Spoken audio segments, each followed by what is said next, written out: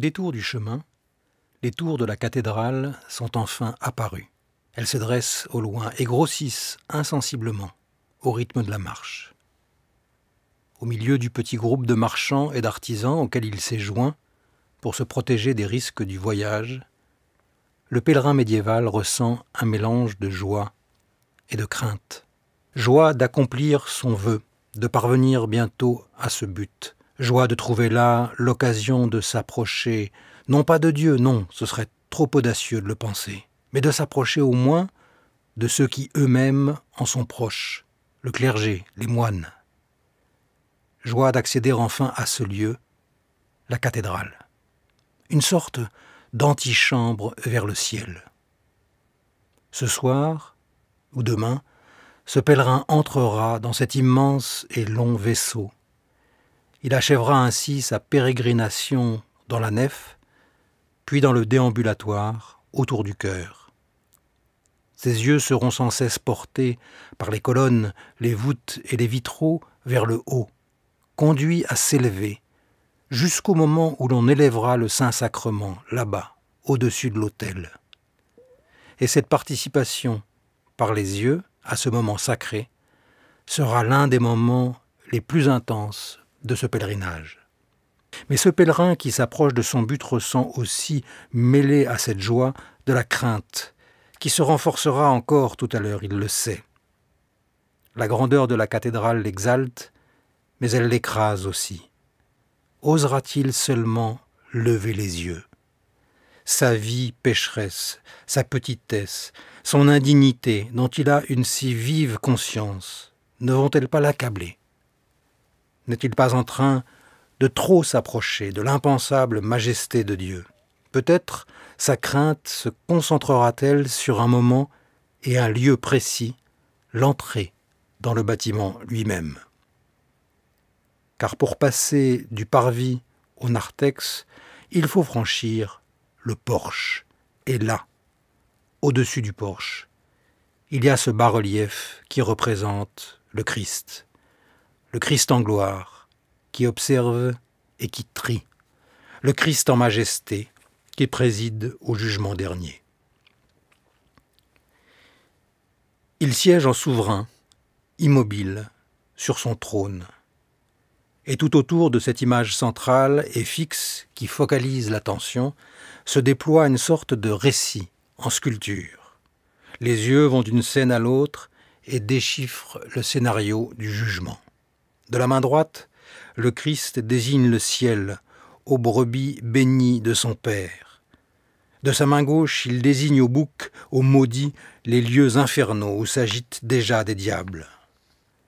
C'est le récit des humains soumis au jugement, le récit de l'humanité au moment décisif, le récit de chacun des pèlerins qui passent ce porche en se demandant « de quel côté serais-je » Cette représentation monumentale du jugement dernier orne la plupart des cathédrales, sur leur portail central ou un portail latéral, et beaucoup d'églises.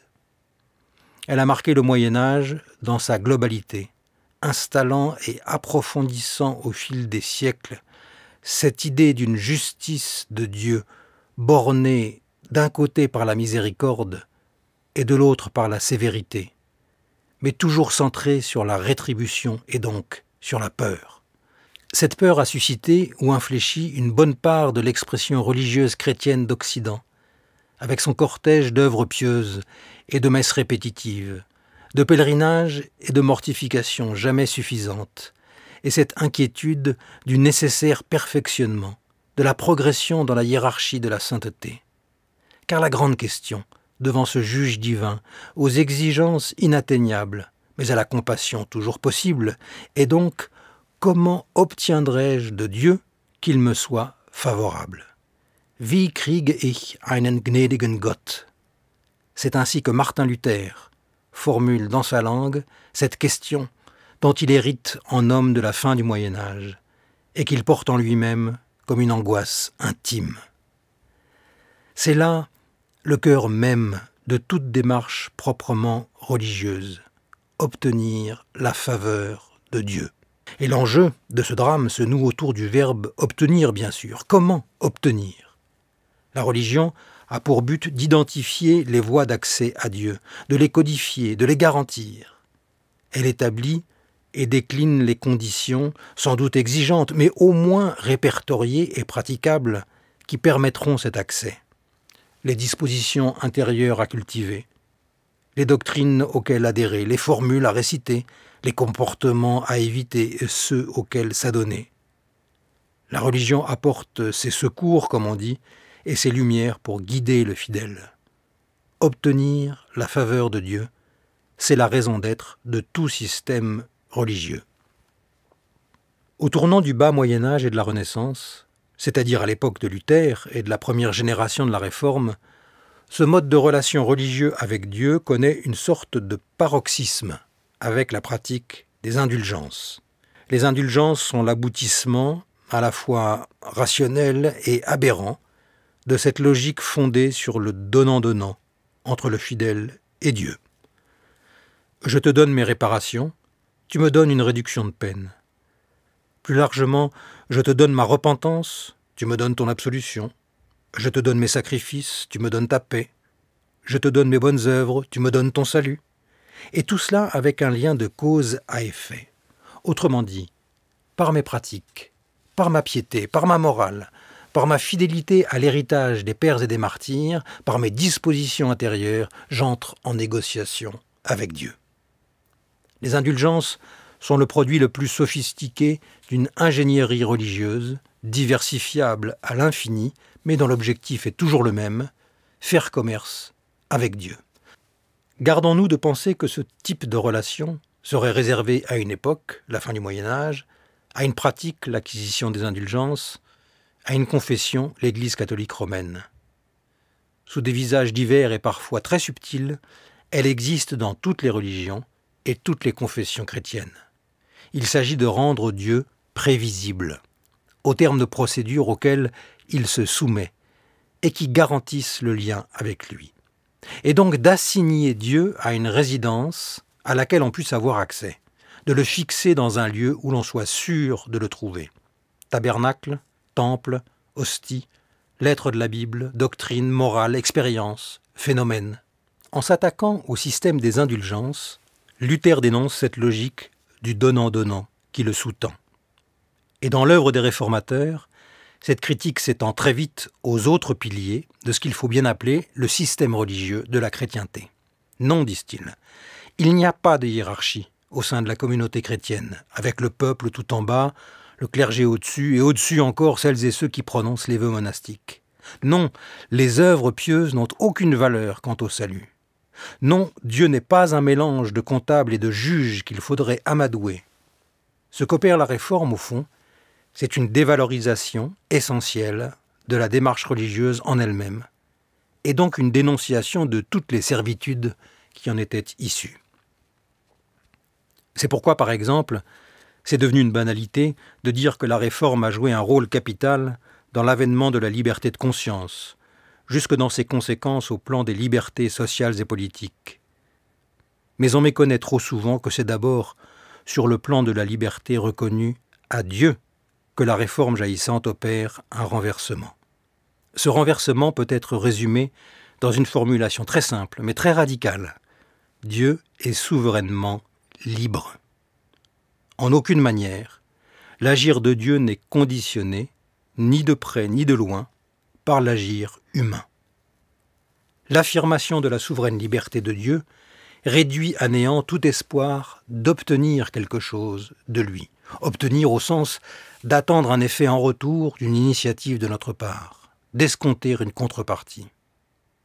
C'est bien pourquoi, par exemple, Luther, à la suite de Paul, parle volontiers de Dieu qui se révèle comme d'un Dieu qui se cache, dont la force se révèle dans la faiblesse, la gloire dans la croix, la sagesse dans la folie. Un Dieu qui toujours nous échappe.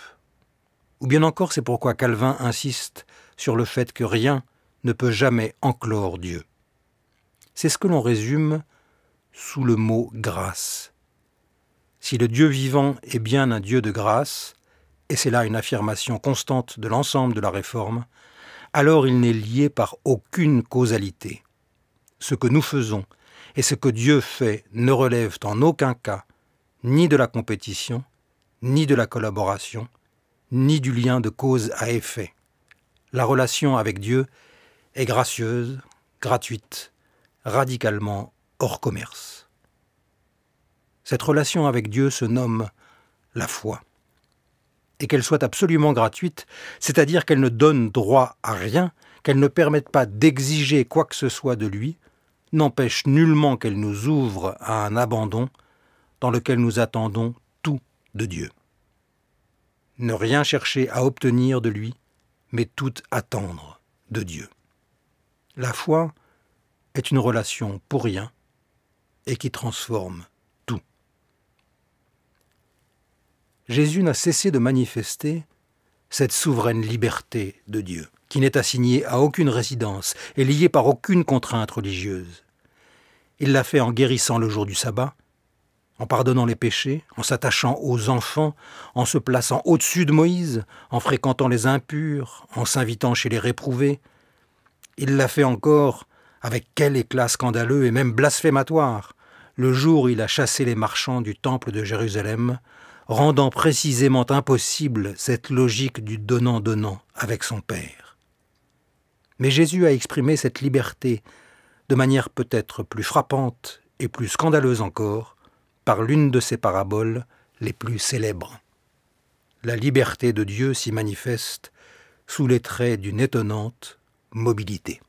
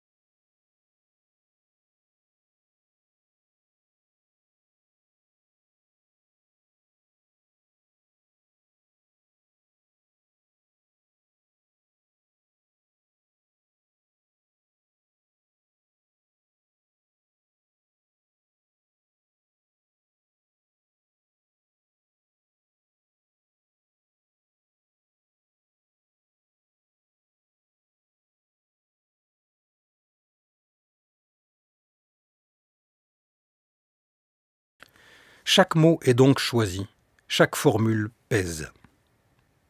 Le contexte narratif de ces trois paraboles, et notamment de la première d'entre elles, celle que nous avons entendue, est capital. Jésus est en présence de collecteurs d'impôts et de pécheurs, des personnes qualifiées par leurs péchés. Il y a également là des pharisiens et des scribes sincèrement choqués. À mi-voix, ils reprochent à Jésus de se tenir en compagnie de cet auditoire méprisable et même de manger avec lui. À l'époque, et dans ce cadre, cette question de nourriture et de pureté est très importante. Car peut-on entrer en contact avec des impurs quand on veut être fidèle au Dieu saint? Ces collecteurs d'impôts et ces pécheurs sont des gens impurs. La loi religieuse en interdit la fréquentation, non pas par ostracisme a priori, mais pour protéger ceux qui veulent être fidèles au Dieu vivant. Elle cherche à les préserver de tout contact impur, qui du même coup rendrait le contact avec Dieu impossible. Or, c'est justement là un souci prioritaire des pharisiens et des scribes. Les scribes ont une autorité considérable. Ils sont les interprètes de la loi religieuse. Ils jugent des cas difficiles. Ils en contrôlent la jurisprudence. Les pharisiens sont les applicateurs les plus zélés de la loi, non pas par étroitesse d'esprit, mais justement pour qu'elle soit toujours vivante et pertinente dans toutes les circonstances de la vie. Et c'est pour eux, nous raconte l'évangéliste Luc, c'est pour ces autorités religieuses-là, qui cherchent à baliser toujours plus finement les conditions du maintien du contact avec Dieu, que Jésus raconte cette parabole du mouton, en commençant par ces mots « Lequel d'entre vous, s'il a 100 moutons et qu'il en perd un, ne laisse les 99 autres dans le désert. Lequel d'entre vous? Pour les pharisiens et les scribes, c'est une gifle.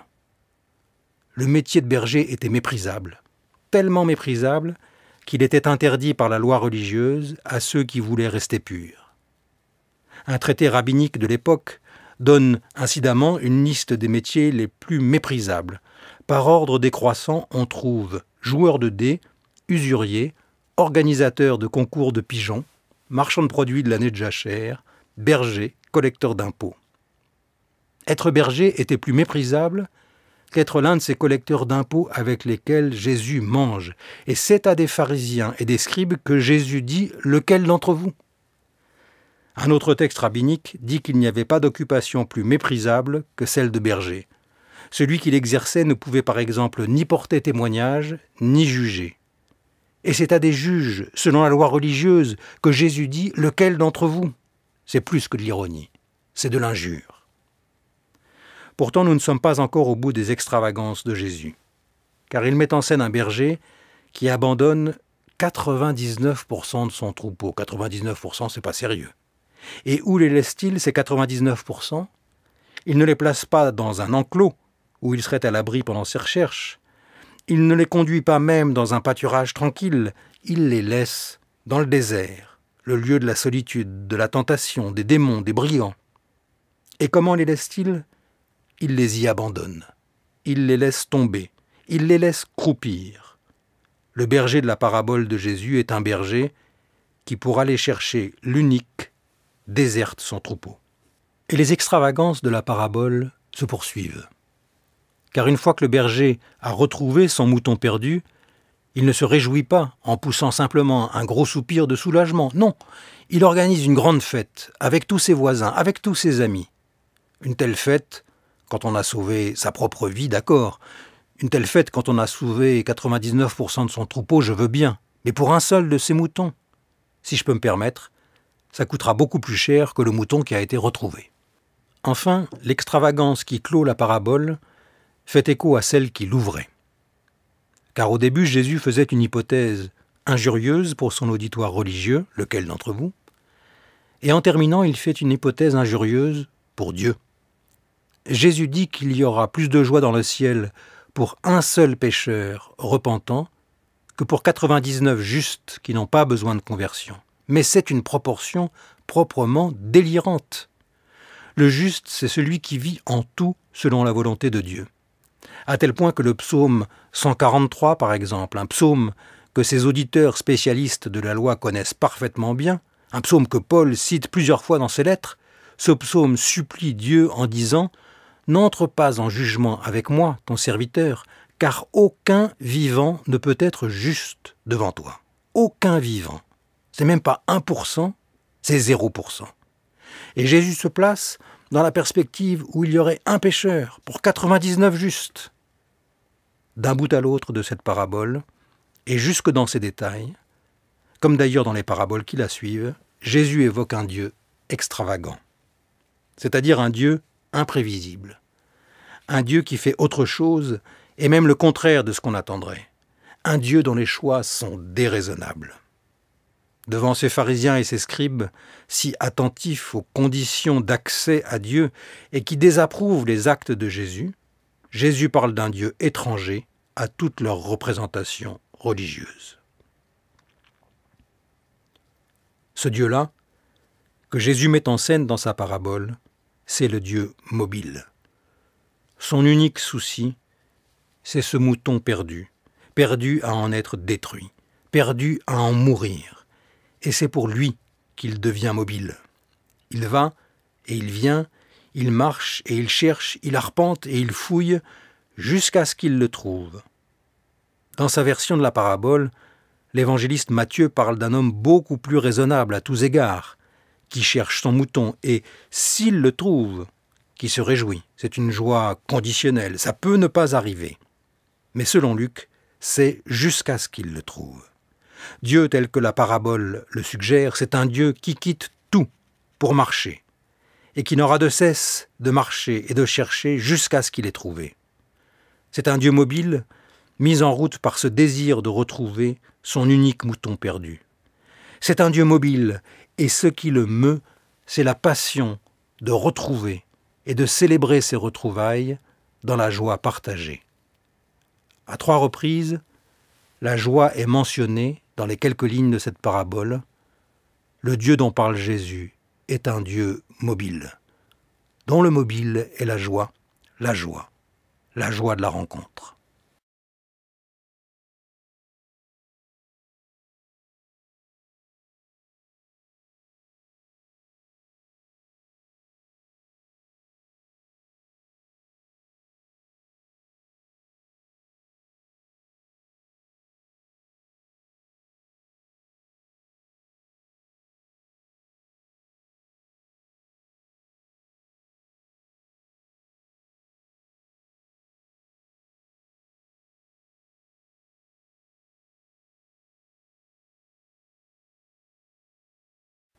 Elles sont géographiques, temporelles, culturelles, existentielles même.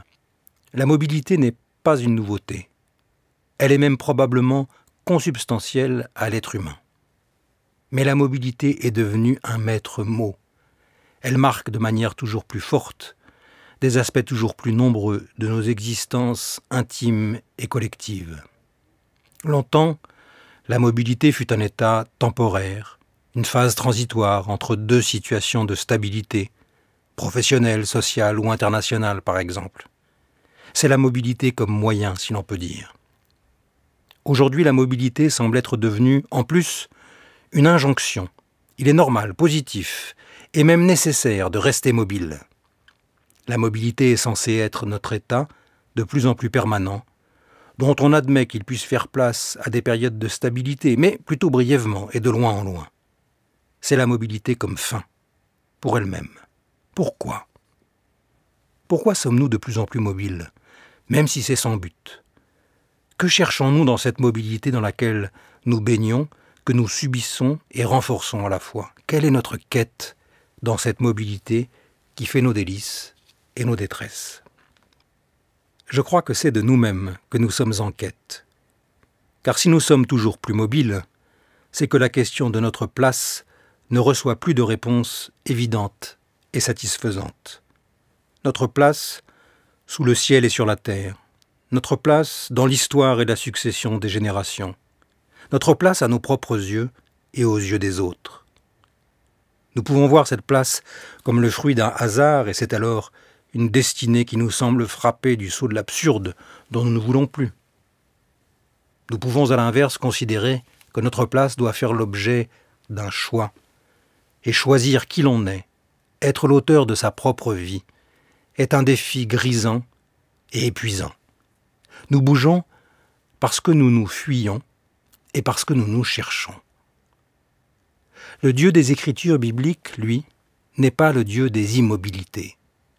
Il n'est pas le Dieu des places assignées et immuables. Il est même tout le contraire, parcourant l'histoire et traversant les cultures, abaissant les grands et élevant les petits, délaissant les religieux et cherchant les païens, Dieu singulier, qui s'adresse à chacun, et Dieu universel qui nous accueille tous. Il est le Dieu qui refuse de se laisser capturer par les prétentions religieuses.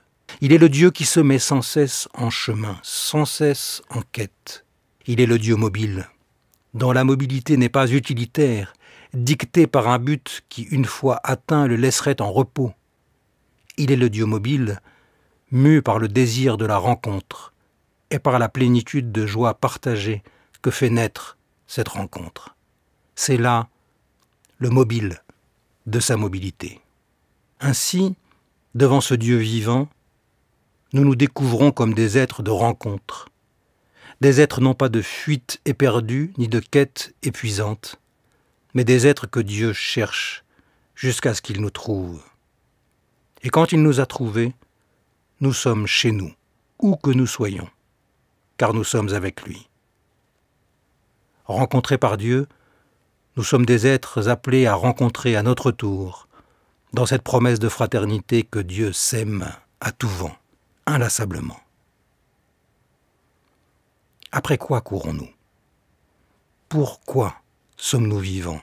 Pourquoi vivons-nous? Sauf dans de très rares et exceptionnelles circonstances, cette question de toujours vivre pourquoi ne reçoit pas de réponse qui nous satisfasse. Peut-être parce que formulée ainsi, elle n'est pas placée de manière très juste. À la lumière du Dieu vivant, tel que Jésus-Christ nous le fait connaître, tel que les Écritures bibliques nous en parlent, à la lumière du Dieu vivant qui se mobilise pour nous rencontrer, la question vivre pourquoi devrait sans doute devenir vivre pour qui.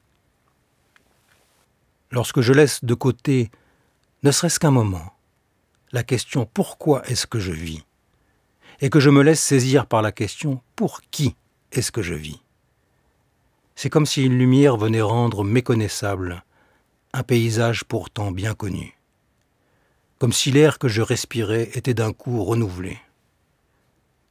Je passe du concept à la relation, de l'aquoi bon à la promesse, de l'inquiétude à la gratitude, et du zapping à la rencontre, semence de joie partagée.